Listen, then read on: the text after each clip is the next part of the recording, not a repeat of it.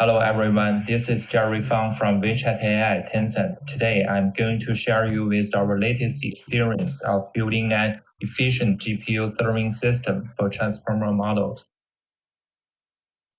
The agenda of my presentation is as follows. First, I will present the motivation of building a transformer-specific serving system. Second, I will elaborate our system design on three levels, including computation, memory, and service. Finally, the performance results will be presented. The recent success of neural language processing is largely enabled by transformer-based DNNs such as BERT, Albert, and so on. They are also widely applied in applications of WeChat AI, including translation system, smart speaker, as well as dialogue service.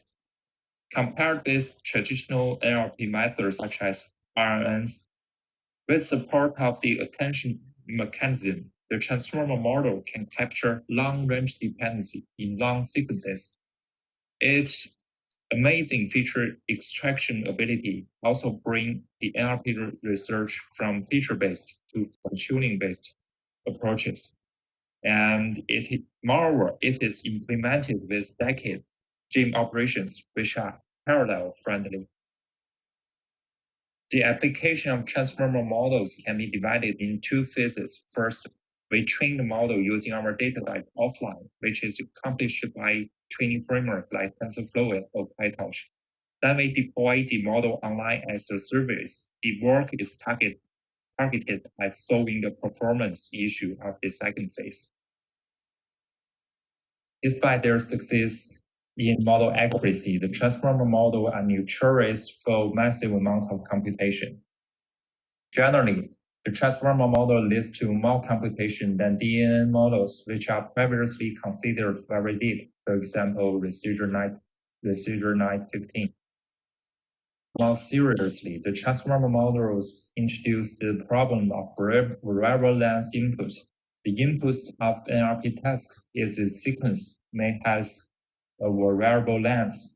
Although also facing as variable length input, RNN-based models like LSTM and GRU split the variable length input into multiple fixed length inputs and execute them sequentially. Therefore, the dimension of input and intermediate tensors are always fixed. However, the transformer model take in the input sequence together. In this way, the intermediate tensor dimension has to change according to the input sequence length during a serving process. When processing a batch of sequences, zero padding is required for shorter requests to make all sequences in a batch of the same lengths before input them into a transformer model. Facing these two challenges, we found that existing works are not enough. A paradigm for inference solution adopted by TensorRT is as follows. They adopt a two-phase optimization scheme. The offline tuning phase generates an optimized plan, which is duly a file based on the fixed input dimensions. The online serving phase executes an optimized computation for online requests based on the plan. In this phase, the tuning phase is not able to be executed in real time, and therefore, when the serving needs a variable length input, hiding and clipping are required to fit them into a fixed length input used exactly for offline tuning phase. This is especially trouble for batching, as I mentioned before. We observed that there are some missing pieces for transformer serving using this paradigm. Transformer serving first, it should be one phase down. No offline tuning is required, and we'd rather use an imperative user style similar to PyTorch. And we also, that is to say, we need decent speed on variable length input, not a perfect speed on fixed length input. Considering batching, we should avoid zero padding in batching as much as possible. Now, here it comes to the system design. The design overview of TurboTransformer is listed as follows. There are two key parts of the system, which is the inference runtime and the serving framework. Now we will introduce the computation optimization for the serving runtime. Let's first take a closer look at why the performance of training frameworks is poor by applying on the inference. By using PyTorch for transforming inference on the GPU, take a BERT as example. For the case where workloads are large, PyTorch BERT brings low efficiency due to the inefficient implementation of non-GIM kernels. In this case, 38% of time is wasted on non-GIM kernels. For the case where workloads are relatively small, PyTorch leads to poor efficiency due to the launch overhead of CUDA kernels. In this case, GPU is idle in 80% of time between two kernel launches. Kernel fusion is able to increase computation efficiency by reducing the number of memory accesses, increasing cache locality, and reducing kernel launch overhead. The computation graph of a transformer model can be reorganized into a more compact graph by fusing all the kernels between two GIMs into a single one. The fused kernel are non-standard DNA operators, which is handcrafted implemented in our runtime. In these kernels, the most complicated ones are softmax and layer norm. Both of softmax and layer norm-based kernel can be viewed as batch reduction operations. On the lower dimension of a 2D tensor, softmax calculates the summation and maximum, and the layer norm calculation the mean and variance. In other words, they both need to reduce a batch of 1D array in parallel, so they are called batch reduction operations. They are two big hotspots if not carefully optimized. In this paper, we push the efficiency boundary of classical batch reduction algorithm on GPU. The classical parallel algorithm is shown in the figure.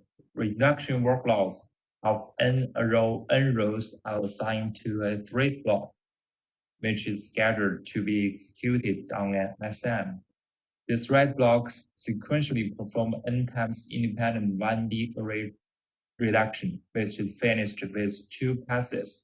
In the first pass, each warp of the SM conducts a warp reduction operations and then store reduction results of them inside the shared memory.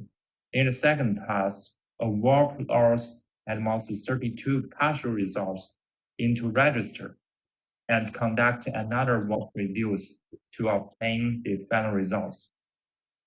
Note that some space is still left for improvement of warp level and instruction level parallelism in the above algorithm. First, due to excess of shared memory, synchronization of warps inside the SM introduce huge overheads.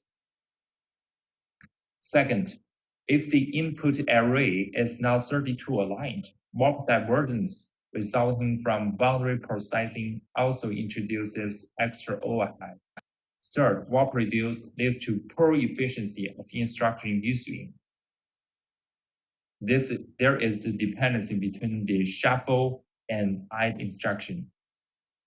The above three shortcomings can be overcome by leveraging parallelism between multiple 1D reduction operations. As shown in the bottom, a new subroutine, warp or reduce sum two elements, is introduced, which combine two warp as a batch and do their reduction together. First, only one synchronization is required for two-element reduction in batch reduce sum two-element routine, therefore reduces half synchronization cost. Second, independent boundary processing can be merged into a single one, therefore reduce warp divergence. Third, the instruction issuing is more efficiency because we eliminated the instruction dependency. Especially for the layer norm kernel, TurboTransformer further derives a mathematical optimization trick to improve the efficiency. Layer norm requires the variance of elements of any arrays. There are two equivalent ways to calculate variance. The left one, the right one. The left requires two separate reductions, during which one synchronization is required between.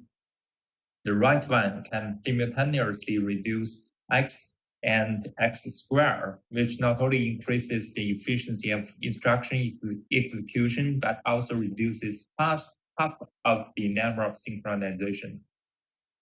After these optimizations, we achieve quite improvement compared with Qdian and a baseline implementation from NVIDIA. Now here comes the memory level optimization.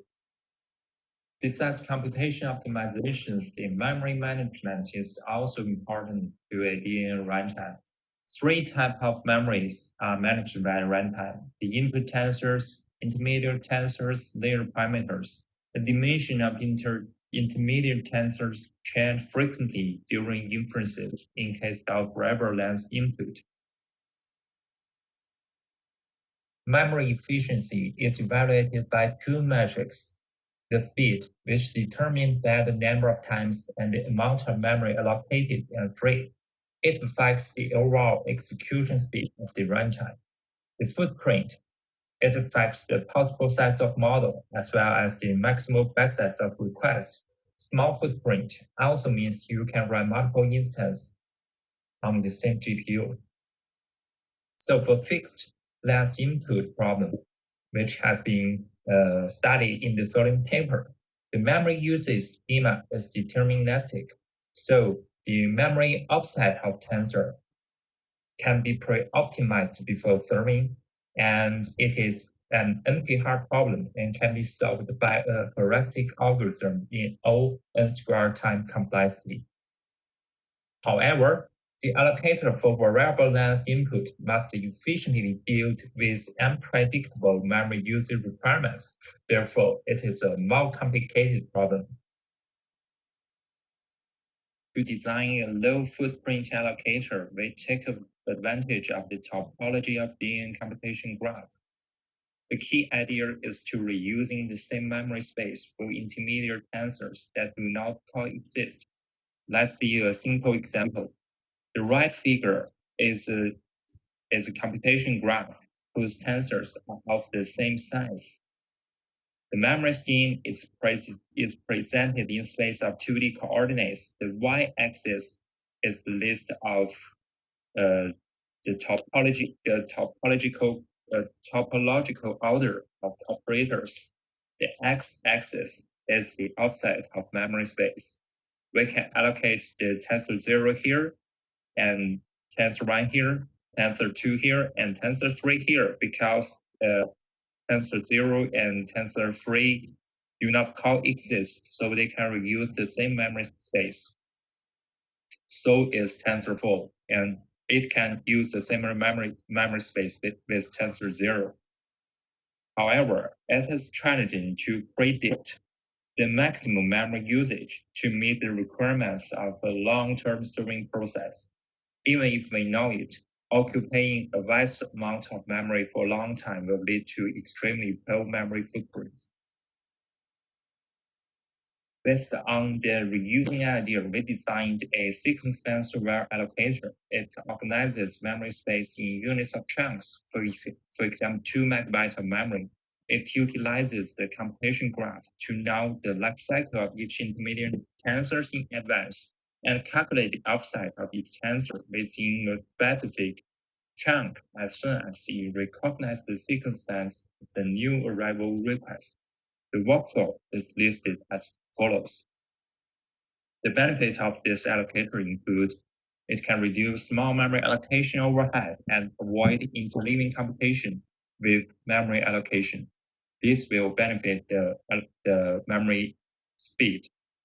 And it can also reuse memory among inferences and also reduce fragments by indexing offsite inside the chain. This will benefit the footprint.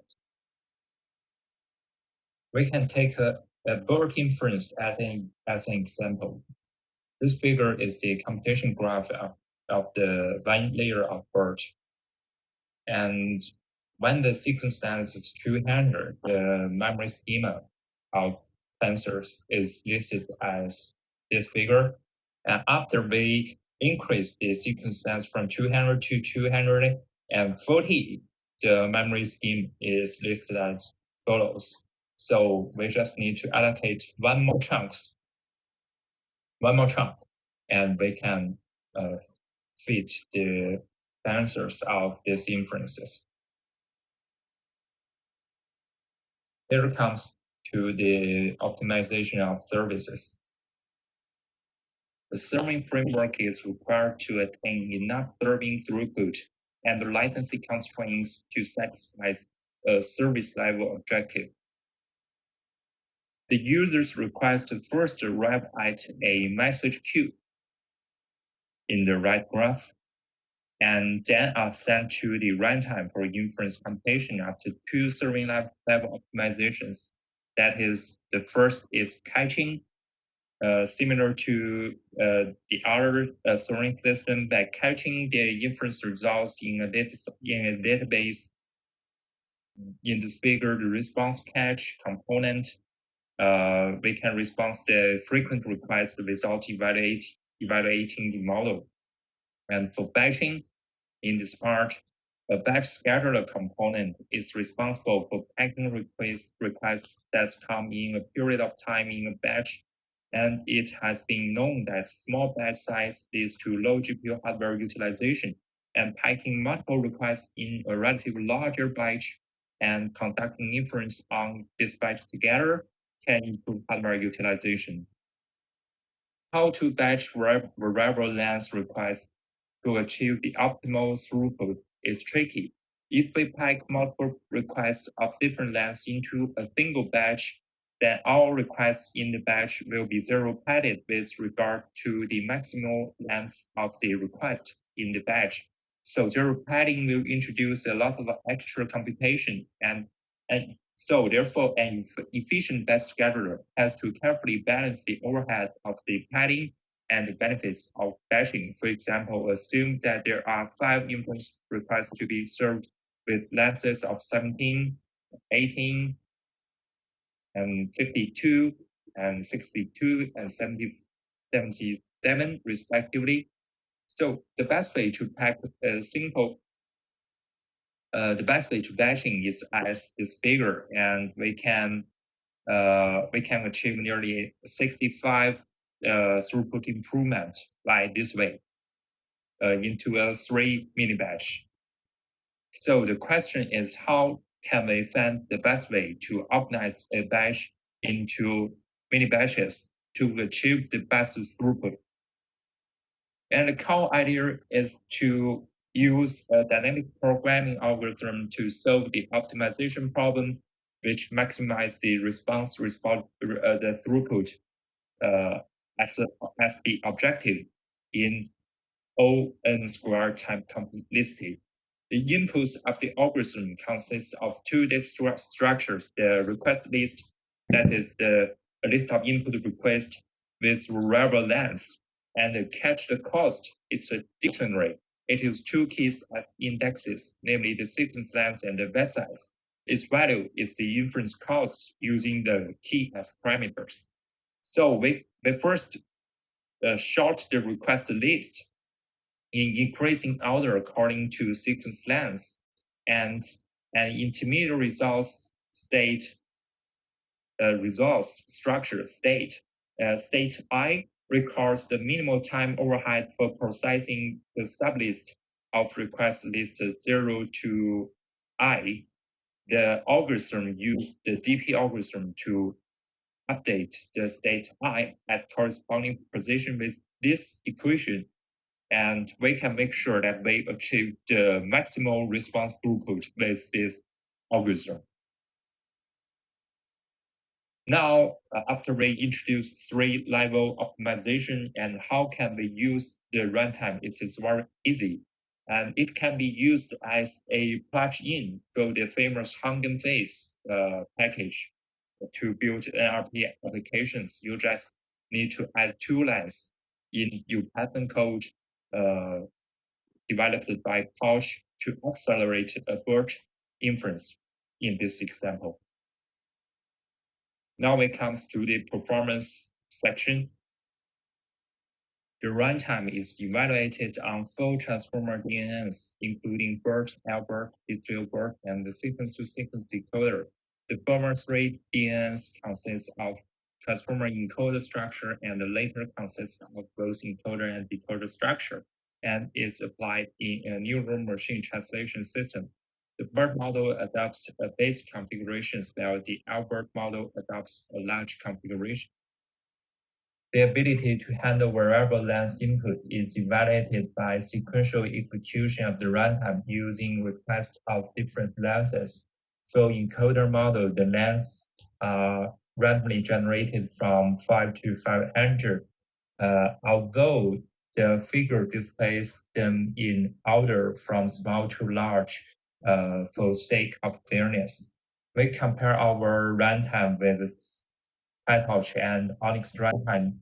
The new dynamic X feature makes it able to support a variable length input. By the way, TurboTC allows GM operation of TurboTransformer to use tensor core if possible, because tensor core optimization is not loaded in PyTorch and Onyx runtime. So IP32 we listed here as an additional references.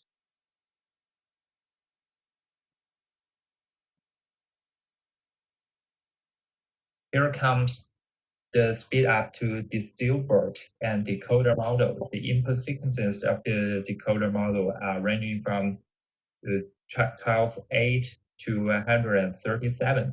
Our runtime overall shows a quite significant performance advantage over PyTorch, especially on short sequences. And our runtime also exhibited a similar performance compared with Onyx runtime. And because TensorRT does not support some operations in LBERT and decoder, therefore we do not present its performance for these two models for comparison. So memory optimization, we first analyze the footprint of intermediate tensors. Our proposed allocator is compared with the three other allocators, including the allocator of Touch and Onyx runtime, and an allocator called GSOC from the following paper. It can be viewed as the near optimal memory footprint for fixed length input inference. The two runtimes build up a cache of CUDA memory and resign it to later allocations. Initially, the intermediate tensors uses the memory segments of model parameters. So when there are no available fragments in the cache memory blocks, they allocate a large block of additional memory and never release it until the memory usage reaches an upper limit. But in contrast, our allocator and GCOS reuse memory wisely. The memory footprint of Turbo is quite close to the GCOS method, which can be viewed as a near optimal solution. And this slide shows the amount of memory allocation free.